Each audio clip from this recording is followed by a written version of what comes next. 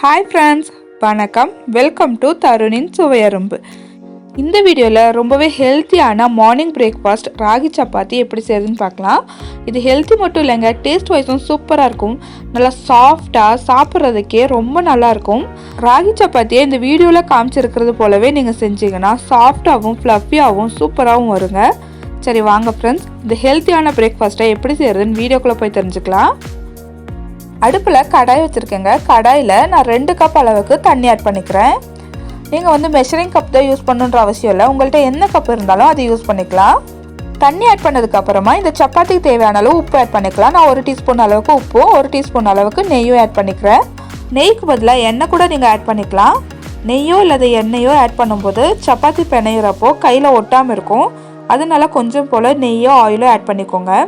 தண்ணி நல்லா கொதிச்சிருச்சுங்க. இந்த ஸ்டேஜில் 2 கப் தண்ணிக்கு 2 கப் அளவுக்கு ராகி மாவு ஆட் பண்ணிக்கிறேன். இப்போ 2 கப் ஆட் பண்ணியாச்சுங்க. ஆட் பண்ணதுக்கப்புறமா நல்லா கலந்து விட்டுக்கிட்டே இருக்கணும். அடுப்பை லோ ஃப்ளேமில் வச்சுட்டு கைவிடாமல் கலந்து விட்டுக்கிட்டே இருங்க.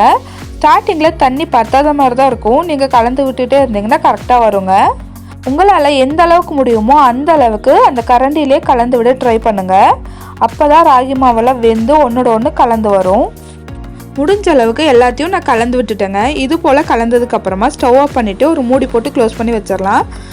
இப்போ ஒரு 10லேருந்து 15 நிமிஷம் ஆயிடுச்சுங்க. கை பொறுக்கிற சூடு வந்ததுக்கப்புறமா நம்ம பிணைஞ்சு எடுத்துக்கலாங்க. ரொம்ப சில்லுன்னு ஆகணுன்ற அவசியம் இல்லைங்க. லைட்டாக கை பொறுக்கிற சூடு வந்தாவே போதும். நம்ம நல்லா பிணைஞ்சு எடுத்துக்கலாம்.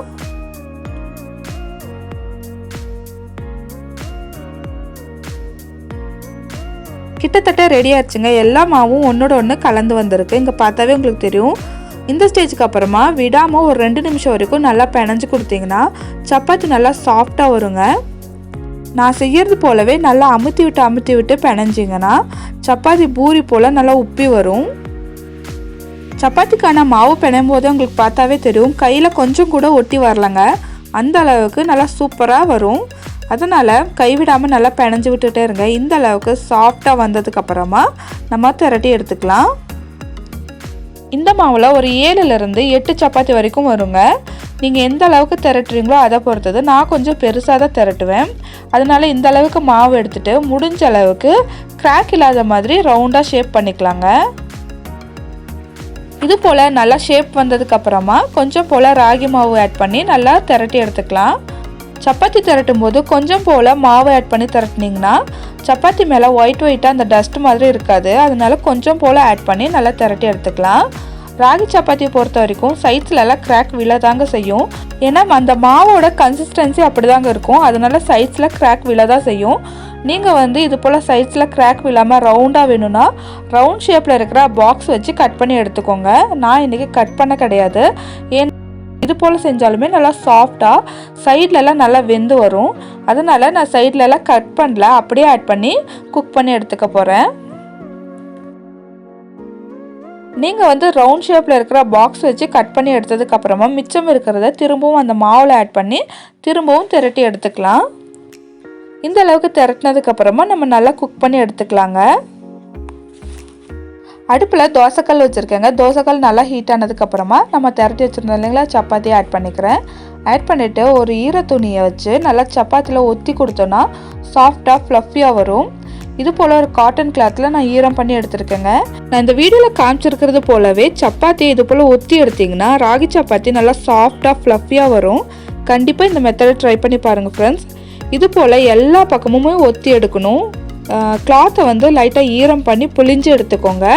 லைட்டாக ஈரம் இருந்தால் போதும். அதை வச்சு நல்லா ஒத்தி எடுத்திங்கன்னா சப்பாத்தி நல்லா இருக்குங்க. சப்பாத்தி நல்லா சாஃப்டாக வரணுன்னா இன்னொரு டெக்னிக்கும் இருக்குங்க.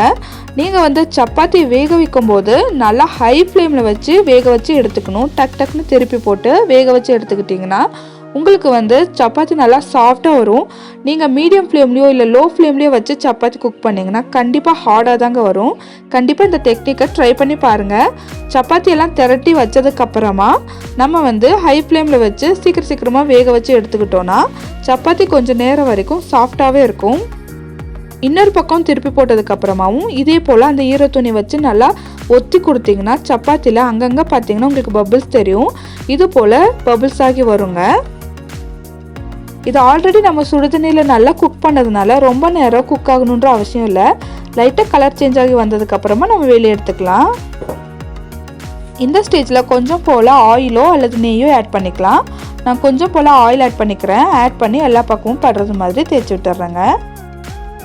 2 பக்கமும் ஆயில் தடவி குக் பண்ணி எடுத்துக்கிட்டோன்னா சூப்பரான ராகி சப்பாத்தி ரெடி ஆயிடுச்சுங்க. இந்த ராகி சப்பாத்தி உங்களுக்கு பார்த்தாவே தெரியும்னு நினைக்கிறேன். எந்த அளவுக்கு ஃப்ளஃபியாக உப்பெல்லாம் வந்திருக்கு பார்த்தீங்களா? சாப்பிட்றதுக்குமே ரொம்ப சாஃப்டாக டேஸ்ட்டாக இருக்கும். மெஷர்மெண்ட் மட்டும் நம்ம கரெக்டான அளவில் எடுத்துக்கிட்டோன்னா சப்பாத்தி நல்லா சாஃப்டாக இருக்கும். நீங்கள் ரவுண்ட் ஷேப்பில் கட் பண்ணிட்டீங்கன்னா இன்னுமே பார்க்குறதுக்கு ரொம்பவே அழகாக இருக்கும். கண்டிப்பாக வீட்டில் இருக்கிற எல்லாருமே ரொம்ப விரும்பி கேட்டு வாங்கி சாப்பிடுவாங்க ஃப்ரெண்ட்ஸ். எப்போதுமே கோதுமை மாவில் சப்பாத்தி செஞ்சுருப்போம். ராகி மாவில் இது போல் சாஃப்டாக செஞ்சு கொடுத்தீங்கன்னா ரொம்ப ஹெல்த்தியும் டேஸ்டியும் கூடங்க. நான் ராகி சப்பாத்திக்கு வேர்க்கடலை சட்னி தாங்க செஞ்சுருந்தேன். வேர்க்கடலை சட்னி ரெசிபி ஆல்ரெடி நம்ம வீடியோவில் நான் அப்லோட் பண்ணியிருக்கேன். லிங்க் டிஸ்கிரிப்ஷன் பாக்ஸில் கொடுக்குறேன். தேவைப்பட்டால் செக் பண்ணிக்கோங்க. ராகி சப்பாத்திக்கு எள்ளு சட்னி ரொம்ப சூப்பராக இருக்குங்க. கூடி சீக்கிரமாக நான் எள்ளு சட்னி எப்படி செய்கிறதுன்ற வீடியோ அப்லோட் பண்ணுறேன். ஓகே ஃப்ரெண்ட்ஸ், இந்த வீடியோ உங்களுக்கு கண்டிப்பாக பிடிச்சிருக்கும், யூஸ்ஃபுல்லாக இருந்திருக்கும் நான் நம்புகிறேன். உங்களுக்கு இந்த வீடியோவில் ஏதாவது டவுட்ஸ் இருந்துச்சுன்னா கண்டிப்பாக கீழே கமெண்ட் பண்ணுங்கள் ஃப்ரெண்ட்ஸ். இந்த வீடியோ உங்களுக்கு பிடிச்சிருந்துச்சுன்னா சப்ஸ்கிரைப் பண்ணிக்கோங்க. கூடவே இருக்கிற பெல் ஐக்கான் கிளிக் பண்ணிக்கோங்க. கூடவே லைக் பண்ணிக்கோங்க ஃப்ரெண்ட்ஸ். உங்களை போல நண்பர்களுக்கு இந்த வீடியோ ஷேர் ஆகும். அடுத்த வீடியோவில் வேறொரு சூப்பரான ரெசிபியோடு உங்களை சந்திக்கிறேன். அது வரைக்கும் பாய் ஃப்ரெண்ட்ஸ்.